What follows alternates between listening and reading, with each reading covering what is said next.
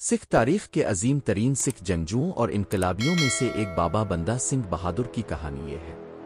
17ویں صدی کے آخر میں ہندوستان جابر مغلیہ سلطنت کے زیر تسلط تھا، جس نے اکثر غیر مسلم برادریوں خاص طور پر سکھوں کو ستایا۔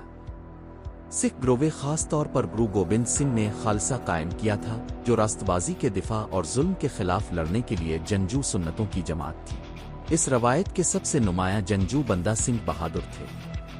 راجوری، جدید جموں و کشمیر میں 1670 میں لچمن داس کے نام سے پیدا ہوئے۔ انہوں نے 1708 میں گرو گوبند سنگھ سے ملاقات سے قبل ایک اعتکاف کی زندگی گزاری۔ بندہ سنگھ بہادر کا نام دیا اور اسے مغل حکمرانوں کے خلاف ایک فوجی مہم کی قیادت کرنے کا کام سونپا جنہوں نے سکھوں کے خلاف مظالم کیے تھے، جس میں گرو گوبند سنگھ کے 2 جوان بیٹوں کی وحشیانہ موت بھی شامل تھی۔ گرو کے آشیرواد کے ساتھ بندہ سنگھ بہادر نے عقیدت مند سکھوں کی ایک چھوٹی سی فوج کو اکٹھا کیا اور پنجاب کی طرف کوچ کیا۔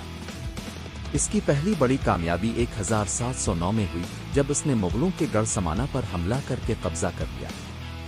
یہ ایک اہم فتح تھی کیونکہ سمانہ جبر کا مرکز تھا، جہاں بہت سے معصوم سکھوں کو تشدد کا نشانہ بنایا گیا اور قتل کیا گیا۔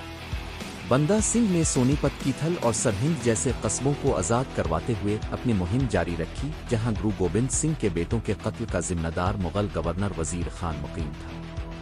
1710 میں بندہ سنگھ بہادر نے چپرچیری کی جنگ میں وزیر خان کو شکست دی، ظالم کو مار ڈالا اور گرو کے بچوں کی شہادت کا بدلہ لیا۔ اس فتح نے سکھ تاریخ میں ایک اہم موڑ کا نشان لگایا، کیونکہ سکھوں نے پنجاب کے بڑے حصوں پر اپنی حکمرانی قائم کی۔ بندہ سنگھ بہادر اپنے سے پہلے کے بہت سے فاتحوں کے برعکس آمر نہیں بنے۔ اس نے زمینی اصلاحات نافذ کیں، کسانوں میں زمین کی تقسیم اور جاگیردارانہ نظام کا خاتمہ کیا۔ اس نے گرو نانک اور گرو گوبند سنگھ کے نام کے سکے بنائے، جو مساوات اور انصاف کے نظریات کے تحت سکھ قوم کی خود مختاری کی علامت تھے۔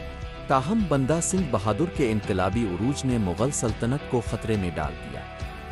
مغل بادشاہ بہادر شاہ نے سکھوں کی بغاوت کو کچلنے کے لیے ایک بڑی فوج بھیجی۔ کئی شدید لڑائیوں کے بعد بندہ سنگھ بہادر اور اس کے پیروکار 1715 میں گورداس ننگل کے قلعے کی طرف پیچھے ہٹنے پر مجبور ہوئے۔ ایک طویل محاصرے کے بعد بندہ سنگھ اور اس کی باقی ماندہ فوجوں کو پکڑ لیا گیا۔ بندہ سنگھ بہادر کو اپنے سینکڑوں سکھ جنگجوؤں کے ساتھ دہلی لے جایا گیا۔ تشدد کا نشانہ بننے اور اسلام قبول کرنے کے لیے رشوت کی پیشکش کے باوجود بندہ سنگھ اور اس کے آدمیوں نے اپنا عقیدہ ترک کرنے سے انکار کر دیا۔ بندہ سنگھ بہادر کو دہلی میں بے دردی سے قتل کر دیا گیا، وہ سکھ کاز کے لیے شہید ہو گئے۔ بابا بندہ سنگھ بہادر کی ایک نڈر سکھ جنگجو اور انقلابی رہنما کی وراثت آج تک برقرار ہے۔